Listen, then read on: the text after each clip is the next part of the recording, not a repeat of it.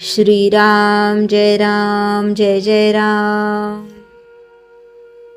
देह हा देवाच्या प्राप्तीकरता आहे। एकदा असे झाले की एका साधूकडे चोरांनी चोरी केली। ते पळून जात असताना शिष्यांनी पाहिले, तेव्हा चोरांना धरून त्या शिष्यांनी खूप चोप दिला। हे त्यांचे करणे गुरुला समजले। तेव्हा त्या चोरांना आणून गुरुने त्यांच्या अंगाला तेल वगैरे लावून स्नान घातले आणि त्यांना पंचपक्वानांचे भोजन दिले। हे असे काय करता म्हणून शिष्यांनी गुरुला विचारले। तेव्हा त्याने शिष्यांना सांगितले की तुम्ही तरी काय करता? सर्वच जण देवाच्या घरी चोरी करीत आहेत, कारण आपल्याला त्याने हा देह जो दिला तो देवाची प्राप्ती करून घेण्यासाठी म्हणून दिला, परंतु आपण ते न करता त्याच्यापासून विषय चोरतो आहोत की नाही। म्हणून विषयात आसक्ती न ठेवता आपण मनापासून भक्ती करावी। आपण सर्वांनी मी भगवंता करता आहे असे मनाने समजावे। सर्व ठिकाणी भगवंतच भरलेला आहे अशी मनाची पक्की खात्री झाल्यावर मग द्वैत आपोआप नाहीसे होऊन जी एकाग्रता साधते तीच खरी समाधी होय। संत काय करतात? आपण चुकीची वाट चालत असताना अरे तू वाट चुकलास अशी जागृती आपल्याला देतात आणि खरा मार्ग दाखवितात। ते सदा सर्वदा समाधी सुख भोगीत असतात आणि नेहमी भगवंताविषयीच सांगत असतात। भगवंताच्या लीला पाहणाऱ्यांनाच खरा आनंद मिळतो। आपण एक दाणा शेतात पेरावा आणि त्याबद्दल 1000 दाणे घ्यावे, ही भगवंताची लीला आहे। भगवंताच्या ठिकाणी जे जे आहे ते सर्व आपल्या ठिकाणी आहे। जसा मारुतीमध्ये देव अंश होता तसा तो आपल्यामध्येही आहे। त्याने तो फुलवला, आपण तो झाकून विझवून टाकला। मारुतीचे ध्येय डोळ्यासमोर ठेवून त्याचे ब्रह्मचर्य, भक्ती, दास्य आणि परोपकार करण्याची तऱ्हा या गोष्टी आपण शिकाव्यात। मारुती हा चिरंजीवी आहे। ज्याची तशी भावना असेल त्याला अजूनही त्याचे दर्शन होईल। मारुतीला सर्वच सृष्टी रामरूप दिसली। हेच खरे भक्तीचे फळ आहे। उपासक देहाला विसरला की उपास्य मूर्तीमध्ये त्याला जिवंतपणा अनुभवाला येऊ लागेल। माझ्या देवाला हे आवडेल का? अशा भावनेने जगात वागावे। हाच सगुणोपासनेचा मुख्य हेतू आहे। भगवंत दाता आहे, तो माझ्या मागे आहे, तो माझे कल्याण करणारा आहे, ही जाणीव झाली की जे मिळाले ते भगवंताच्या इच्छेने मिळाले, ही भावना होऊन त्या परिस्थितीमध्ये समाधान मिळेल। समाधान आणि आनंद हीच खरी लक्ष्मी होय। आपली वृत्ती अशी असावी की कुणाला आनंद पाहिजे असेल तर त्याने आपल्याकडे धाव घ्यावी। इतर संपत्ती कितीही दिली तरी पुरी पडत नाही, पण वृत्तीचा आनंद देऊन कधीच संपत नाही। श्रीराम जय जय राम। चैतन्यवाणी वृत्तीचे समाधान ही भगवंताच्या कृपेची खूण आहे। श्रीराम जय जय राम। जपमाळ माहिती। जपमाळेवर जप केल्यानंतर कपाळाला लावून प्रथम डाव्या नेत्राला व नंतर उजव्या नेत्राला तिचा स्पर्श करावा।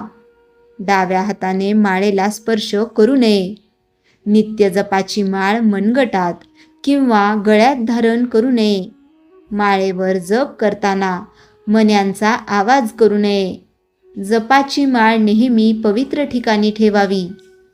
जप करण्याची पद्धत शास्त्रनिहाय गोमुखी वापरून जप करावा किंवा तसेच बोटांच्या सहाय्याने जप करावा।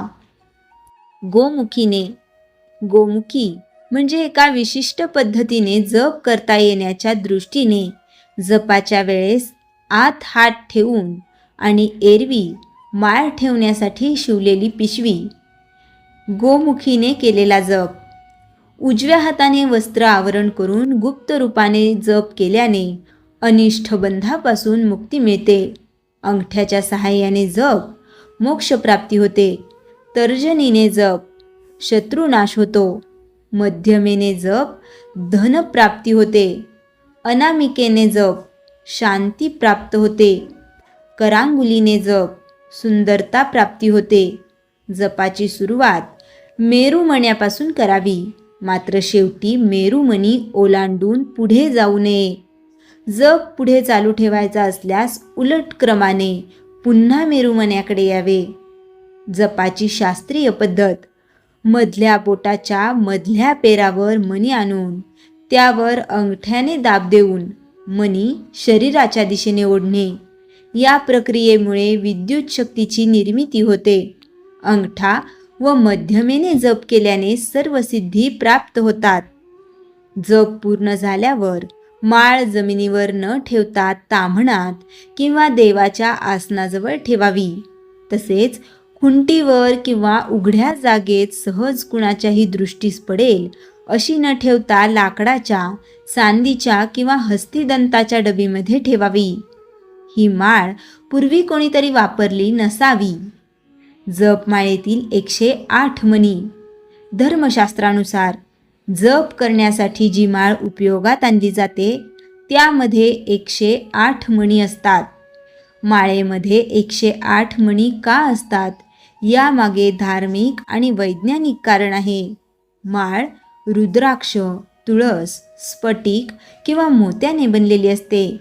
या माळांमध्ये चमत्कारिक प्रभाव असतो.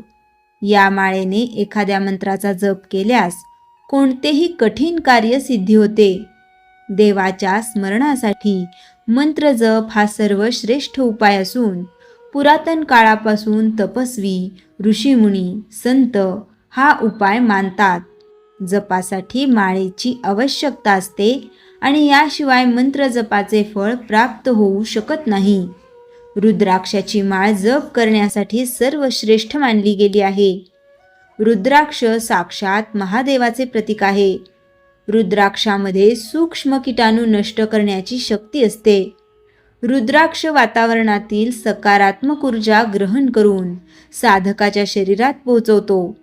शास्त्रामध्ये सांगितले आहे की देवाच्या पूजेसाठी आसन खूप महत्त्वाचे आहे.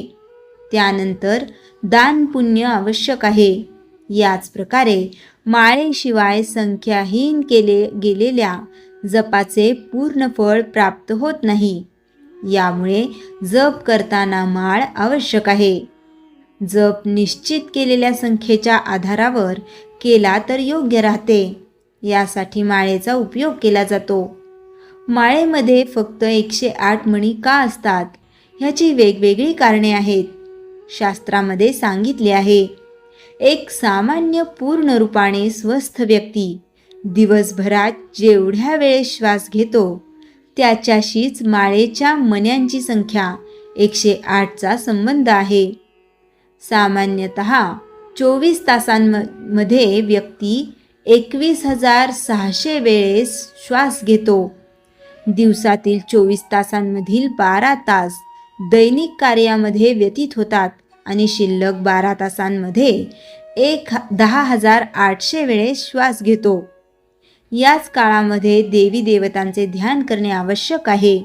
शास्त्रानुसार व्यक्तीने प्रत्येक श्वास घेताना म्हणजे पूजेसाठी निश्चित केलेल्या 12 तासांमध्ये 10,800 वेळेस परमेश्वराचे ध्यान करणे आवश्यक आहे. परंतु हे शक्य नाही.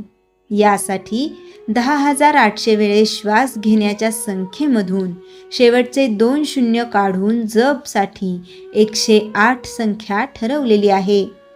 या संख्येच्या आधारावर जपाच्या माळेमध्ये 108 मणी असतात. आणखी एका मान्यतेनुसार माळेमधील 108 मणी आणि सूर्याच्या कलांचा संबंध आहे. एका वर्षामध्ये सूर्य 21,600 कला बदलतो. सूर्य वर्षभरात 2 वेळेस आपली स्थिती बदलतो. 6 महिने उत्तरायण आणि 6 महिने दक्षिणायन. अशा प्रकारे सूर्य 6 महिन्यातील एका स्थितीत मध्ये 10,800 वेळेस कला बदलतो. याच 10,800 संख्येमधील शेवटचे 2 शून्य काढून माळेमध्ये 108 मण्यांची संख्या निश्चित केली आहे. माळेचा एक एक मोती सूर्याच्या कलेचे प्रतीक आहे. सूर्य एकमात्र साक्षात्कार दिसणारी देवता आहे. ज्योतिषशास्त्रानुसार ब्रह्मांडाला 12 भागामध्ये विभाजित केले गेले आहे. या 12 भागांचे नाव मेष, वृषभ, मिथुन, कर्क, सिंह, कन्या, तूळ, वृश्चिक, धनु, मकर, कुंभ आणि मीन आहेत. या 12 राशींमध्ये 9 ग्रह सूर्य, चंद्र, मंगळ, बुध, गुरु, शुक्र, शनी, राहू आणि केतू संचरण करतात.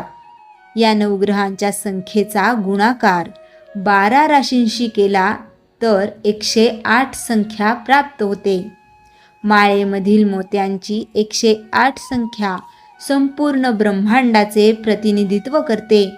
आणखी एका मान्यतेनुसार ऋषीमुनींनी माळेमध्ये 108 मणी ठेवण्याचा मागे ज्योतिषीय कारण सांगितले आहे.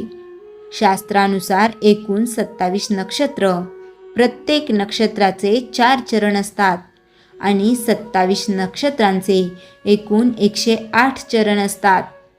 माळेचा एक मोती नक्षत्राचा एक चरणाचे प्रतिनिधित्व करतो.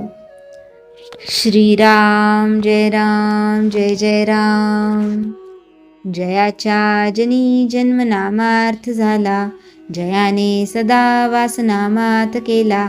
जयाच्या मुखी सर्वदा नाम कीर्ती, नमस्कार तया ब्रह्मचैतन्य मूर्ती. श्रीराम जय जय राम. जानकी जीवन स्मरण जय जय राम.